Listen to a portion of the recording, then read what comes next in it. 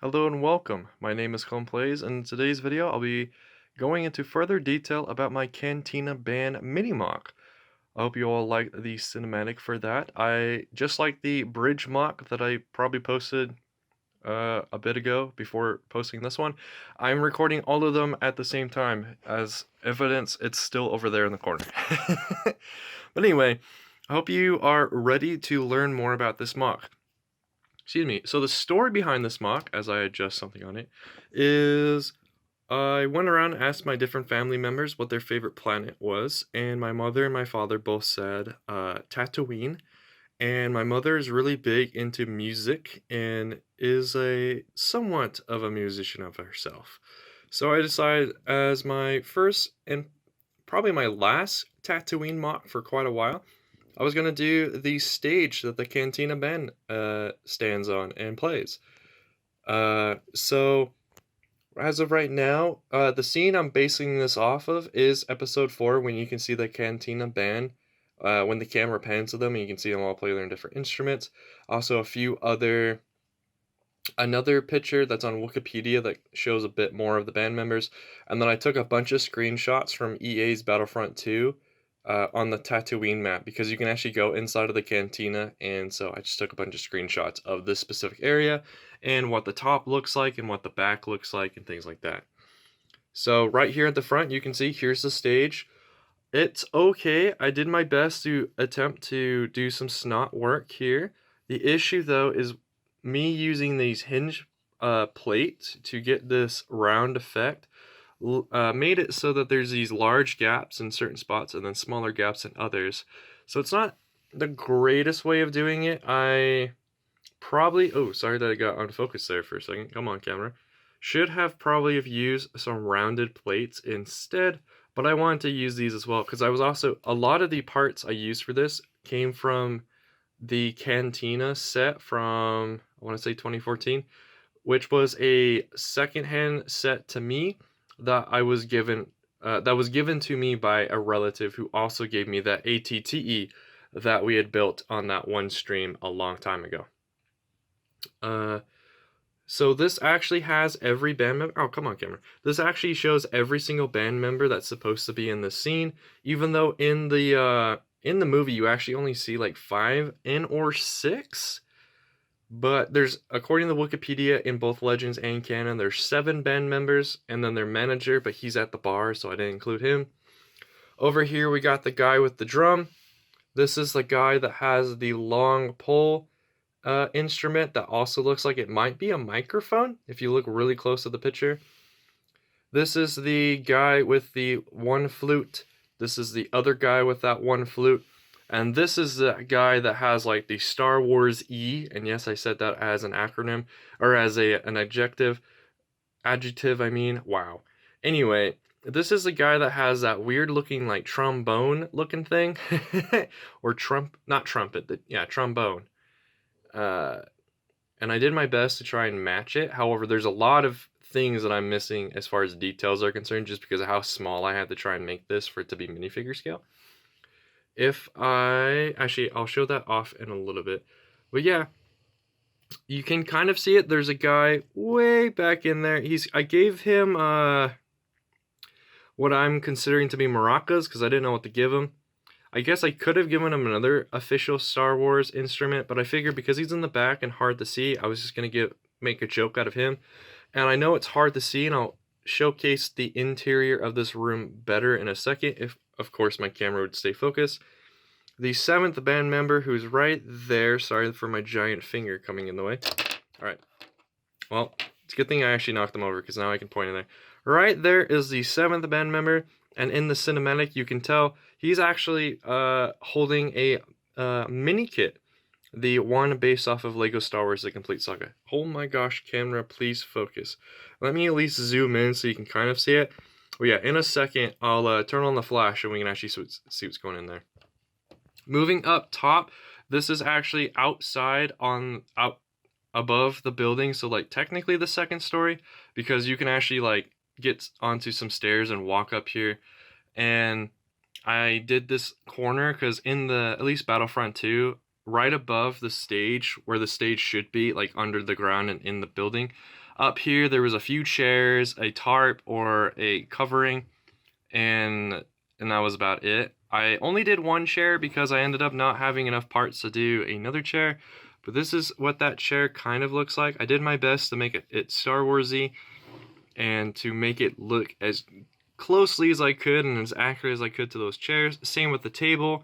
They both the chairs and the table use this triangle pattern for the base, and then 3 stilts for making the structure of the chair. That was very difficult for me to figure out how to do in Lego, so I kind of gave up and just used these cylinder parts and just made it so they are in a triangle shape. The table has another just triangle on top of it for its tabletop, so that's what I tried to achieve with these winged parts. And then just to finish off the scene, I put Greedo here, who's enjoying his beverage, and then just some Doro who's walking up to talk to Greedo. You might be wondering, well, where's that tarp thing that you said you saw in the game? And that is what these 3 poles are for. The tarp is being held up by poles. However, I don't really have a piece of cloth or something that would match the color and be able to reach all 3 of these poles, so I kind of just gave up on that. They aren't the greatest. You can probably tell there was a lot more work done down here than up here. That's because by the time I got up to here, I started running out of steam and motivation for this project, so I want to not slap something together, but at least get something up here to represent the second story, basically. That is why you can also see, like, these are not on very well. They're just using these clear, transparent, clear 1x1 round plates instead of being, like, better secured on there. There should have also been, like, a wall here, but I didn't include a wall. But yeah, that's pretty much it for that. One other detail I kind of want to mention are these dark red tiles. These represent the drapes, or the I'm trying to forget the name, the theater drapes, I guess. I think drapes is the right word. But so, like, when the band is gone and no one's using the stage, the bartender can come up and close off the stage using these parts. So that's what these represent. I also represented the little bars that are on top with this light gray and this gold one over here. And because this cantina is supposed to have been around for a long time, I made it so there's a bit of, like, some aging to it, so this side is not all gold like the other side is, and stuff like that. One other thing I want to mention is just how I was able to create the domed effect that we will look at in a second. That was the hardest part for me to figure out how to create. So what I ended up doing was putting all of these slopes upside down and then having them rest on tiles, so that the way I can get the like half dome effect in there that was large enough for this Mini-MOC, because most of the domes I currently own, at least, were not big enough to achieve the effect that I wanted. So I'll cut right here, get all these minifigures out of the way, and turn on the flash, and we will look at how the stage looks itself and what's going on in the back there. One thing I forgot to mention is the drummer guy actually comes off. He's technically outside of the MOC because he just rests right here on the black border. So do with that as you will, but I definitely wanted to make sure I had all 7 band members, and where they're standing in the scene made it a necessity to put him off to the side. If I had done a better job and probably made a slightly larger MOC than a 16x16, he would have been on the stage. Or he is off the stage, but he would have been at least not on the black border. Alright, now that the flash is on, let's take a closer look. So this is what the stage looks like. This is all snot work all the way up until about here. That is why you can see a ton more studs going on back there than up here in the front. All of these studs were supposed to be where the band members stand or stood, but when trying to figure out how to fill in all these gaps between this hinge section and the snot technique, I put the stud connections in the wrong spots. So you notice this guy in particular isn't connected to anything. He's just standing there, so he easily falls off. The rest of them, though, actually are at least connected to a stud, or at least in a position where they won't easily fall off, like that one band member. But looking inside of here, it might be kind of difficult to see. One thing I never knew, but I learned from taking those screenshots and playing Battlefront 2 again for a little bit, excuse me, is there's actually this light right behind this archway. So I included that. I just realized I never included a 2x4 plate that I was supposed to put here. Oh well. That is why I made these mocks, was mainly to get feedback. But I just made a mistake here. But yeah, this guy's basically got maracas. That's what I gave him because I didn't know what else to give him at that point. And then you can see that this guy has a mini kit, which this is the first mini kit I've actually been able to have all the parts for. That 2x2 inverted round tile / plate, whatever you want to call it, that's on the bottom of the mini kit. I didn't have one of those for the longest time until recently, so I have tried to make mini kits and include them as little secrets in my mocks before from a long time ago, but that's the first one I've been able to 100% include and it be 100% correct, I should say. Let me see if I can angle the camera so you can kind of see the dome effect. If I move this guy, you might be able to, and if I angle it. So that's kind of how I did the dome. Let me try and zoom in there as well. So these slopes are upside down. These ones are upside down. Actually, they're all upside down. They're at different angles though, using more of those 1x4 hinge plates that separate into 1x2s basically. And then if I unzoom and again show you what's going on here. So to achieve the side parts, this is how I did it, and also to achieve the fill in this edge or this gap that was created by doing that, I put the upside down 1x4s, I think they are, slopes against this. This is what fills in the gap by just using this 1x4, and this is the only connection for that, so it's very unstable.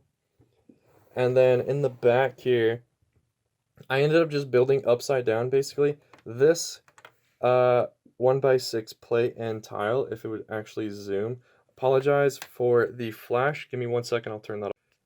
But yeah, continuing on. This I only did because I realized there was going to be a gap that you could see right underneath where all the slopes are. So just squeezing this in is enough to fill that. It looks a little weird though, because let me flip back to this side. You can kind of see it. There's like kind of a bit of a light gap there, and then if I get my finger out of there so it changes the lighting just a bit in there. Oh, come on, camera, focus. Well, anyway, you can definitely tell there's a dark tan tile and then a tan plate back there. But this, yeah, like I said a bit ago in this video, this was the most difficult thing for me to achieve. I'm so glad I was able to figure out how to do it. You can tell that the back and the sides here are pretty rough, and that's just because I didn't feel like filling them in. There's really no point because the main focus is, of course, the stage that's up here in the front and then what's going on up here. And the only other thing I want to mention about this domed section is it's really being held in place by gravity and by me including this top section. Without this, if I took this top section off, I could easily pull this whole thing out. And I might do that, but probably not because I want to keep this MOC together for a bit longer.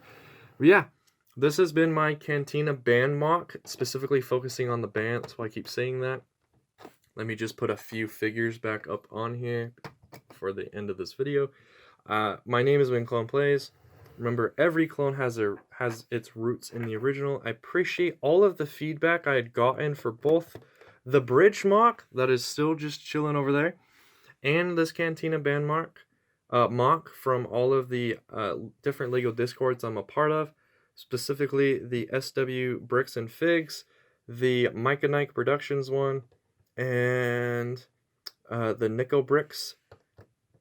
I can't, that guy belongs to me. But yeah, the Nico Bricks Discord as well. I appreciate all the feedback from those and the other ones. And yeah, have a great rest of your day, everyone. Bye-bye.